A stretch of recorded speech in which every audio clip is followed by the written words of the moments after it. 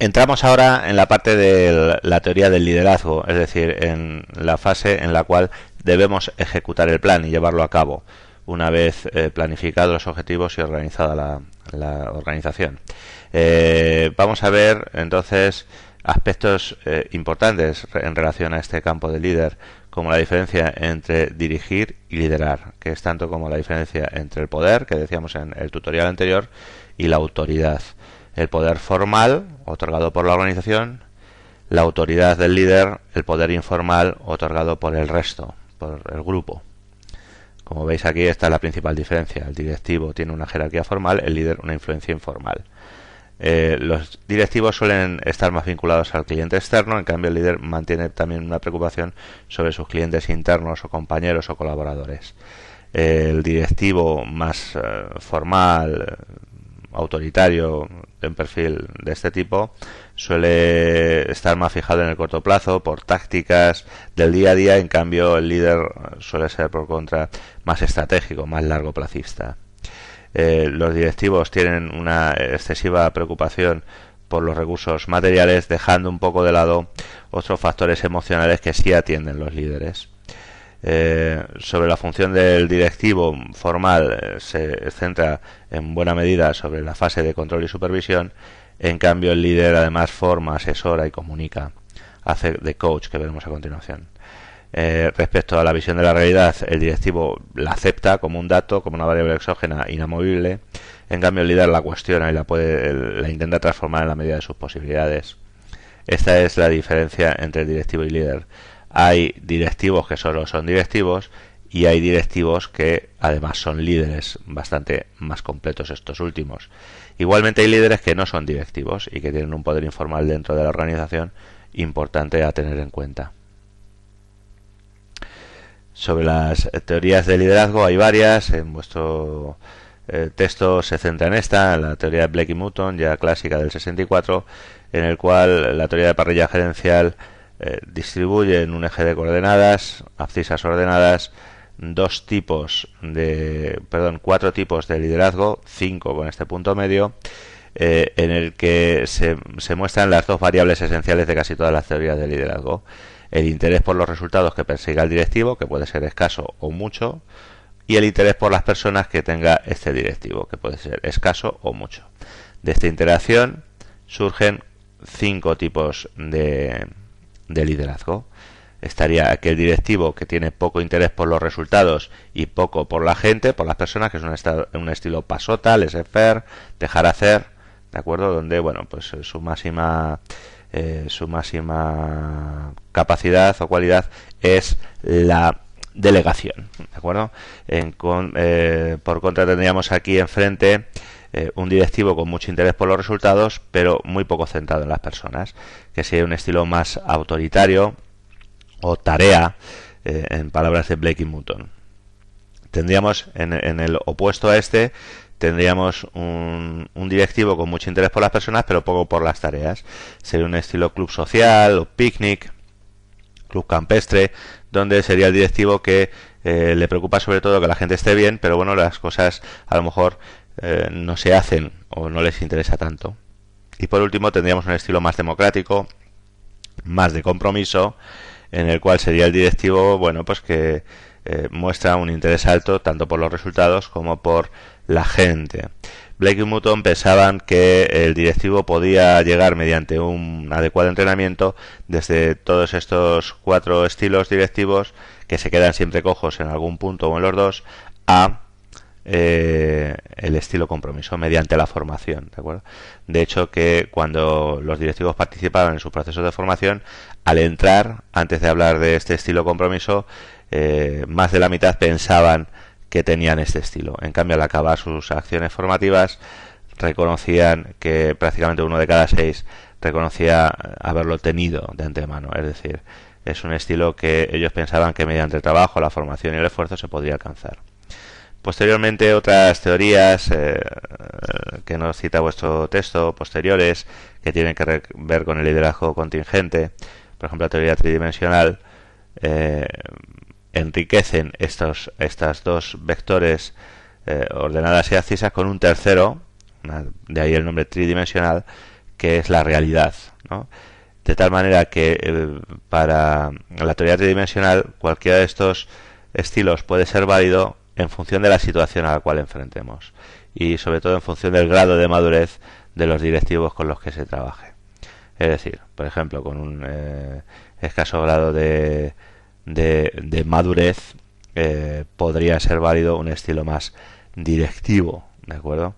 En cambio, en equipos muy maduros, donde saben y quieren trabajar, probablemente el estilo laissez-faire sea el más eficaz, ¿de acuerdo? La delegación es el camino final del mando, dice Hersey y Blanchard, los autores de la teoría tridimensional. Es decir, a medida que el equipo crece en sus capacidades, que es la función principal del directivo, a medida que el equipo crece, a la medida que se les motiva y que se les orienta hacia el trabajo, el directivo desaparece. Y en ese caso, en grupos muy maduros, el estilo directivo más eficaz sea el más invisible, el laissez-faire, la delegación. Bien, tenemos aquí la aportación del liderazgo emocional de los años 90 de Daniel Goleman, en el cual se centra en las habilidades emocionales del liderazgo que hemos estado contemplando anteriormente. A partir de estas teorías de la inteligencia emocional de Goleman, se ha puesto en marcha en la empresa planes de coaching y mentoring de crecimiento personal por parte de los directivos mediante una fase de entrenamiento o de tutelaje. El coaching sería una relación de entrenamiento limitada en el tiempo en la que un profesional o varios capacitan a un directivo en la adquisición de este tipo de capacidades. En cambio, el mentoring sería una labor de tutelaje en la que un mentor de forma estrecha, trabajando con solo una persona a lo largo del tiempo y sin horizonte temporal exclusivo delimitado, va aumentando esas capacidades. En muchas ocasiones el mentor es un senior, es un directivo ya mayor con experiencia en el desarrollo de ese trabajo, quien le va haciendo de guía y estimulando el aprendizaje al directivo. En otras ocasiones no tiene por qué ser así. La palabra mentor viene, como tenéis aquí, de la Odisea, ¿no? Cuando Ulises va a la guerra de Troya y deja a su hijo Telémaco aprendiendo el oficio de rey a su buen amigo, sabio amigo mentor, ¿no? Que es el que da origen a este término. Bien, el trabajo en equipo también es importante. Veis aquí la orientación hacia la eficacia y hacia la eficiencia y la diferencia entre ambas, que también se lleva a cabo dentro del espacio de la teoría del liderazgo. De hecho, el equipo cada vez va siendo más importante y la atención al directivo va siendo cada vez menor en las aportaciones de la teoría del liderazgo. Es decir, no es que sea menor, lo que quiero decir es que el fin último del directivo es hacer que su equipo crezca y que sepa trabajar de forma autónoma y madura. De aquí viene el término delegación y la diferencia entre delegar y descentralizar. Es decir, delegar es algo que no tiene que ver con aplicar, como veis en este cuadro. Delegar es algo menos ambicioso. Es confiar en alguien para que ejecute. No es lo mismo que descentralizar. Descentralizar significaría dejar que otro lleve a cabo el proceso de decisión completo. Es decir, un proceso de decisión tiene varias fases. Primero informarte, asesorarte, generar alternativas, evaluarlas, elegir una, llevarla a cabo y controlarla. Bien, lo que hacemos cuando delegamos es, nosotros nos hemos informado, nos hemos asesorado, hemos evaluado alternativas, hemos seleccionado una y ahora delegamos dejando que otro haga, digamos, la labor de zapa, de pico y pala. La descentralización es algo más ambicioso, es dejar que la gente crezca, que se informe, que se asesore, que genere alternativas, que las evalúe, que tome la decisión y que la lleve a cabo. Pero en fin, la delegación como tal, y como hemos dicho antes, dentro de la teoría tridimensional, logra una mayor motivación, satisfacción en el trabajo, mayor espíritu de cooperación y por tanto mejor clima laboral y en definitiva una buena productividad, aumentando los resultados del equipo. Por eso es importante delegar, como decía Hersey Blanchard, delegar o bien descentralizar es el objetivo mayor del directivo, ¿no? Entramos ahora en el punto dedicado a la gestión de conflictos, el tema 11 la negociación, 12 la zona de posible acuerdo, como el punto 13 conflictos y autoridad, son puntos en el cual, bueno, pues se pueden leer por lo interesante que tengan en sí, pero no van a ser importantes en la realización de nuestro examen. Entramos entonces ya en el punto dedicado al líder y el uso de la autoridad y vemos los diferentes estilos de liderazgo, del Likert, ¿no? Del matrimonio Likert, en buena medida. Lo que veis aquí se aprecia un liderazgo más autoritario, autocrático, más basado en el rendimiento del grupo y en los resultados del mismo, y no tanto en la satisfacción o el clima laboral, una relación puramente formal, de ejecución, sobre todo, en el cual el trabajador tiene un escaso margen de crecimiento personal, ¿no? Veis aquí una serie de características, de acuerdo, del director, de los estilos autoritarios. Ya pueden ser autocráticos puros o autocráticos paternalistas, ¿no? Una relación en la cual el director es como un padre para el trabajador, y siempre que haga el trabajador lo que haga o lo que opine el directivo paternalista, pues no habrá problemas. Pero en cambio, si se cuestiona o si se duda, el trabajador empezará a tener problemas.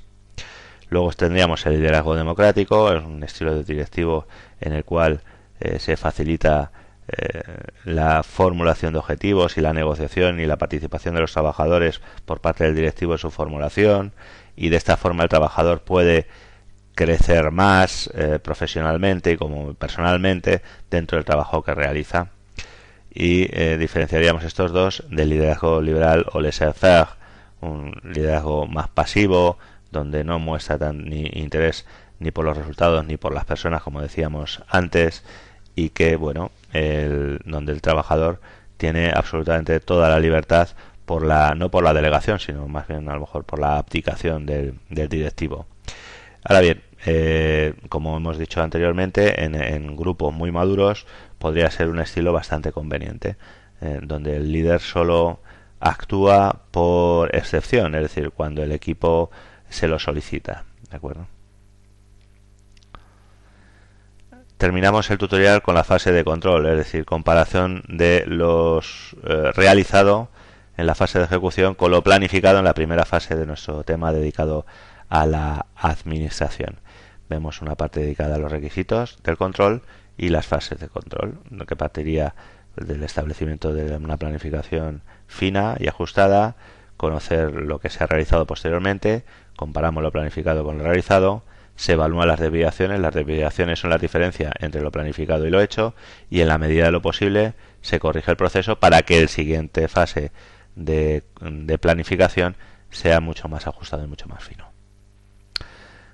Acaba aquí el tema con una aportación del cuadro de mando integral, una teoría de Norton y Kaplan en los años 90 que ha tenido un éxito impresionante dentro del campo del management, y bueno, que podéis ver aquí de forma muy introductoria. Bien, hasta aquí el tutorial del tema de la administración. Muchas gracias por vuestra atención. Hasta luego.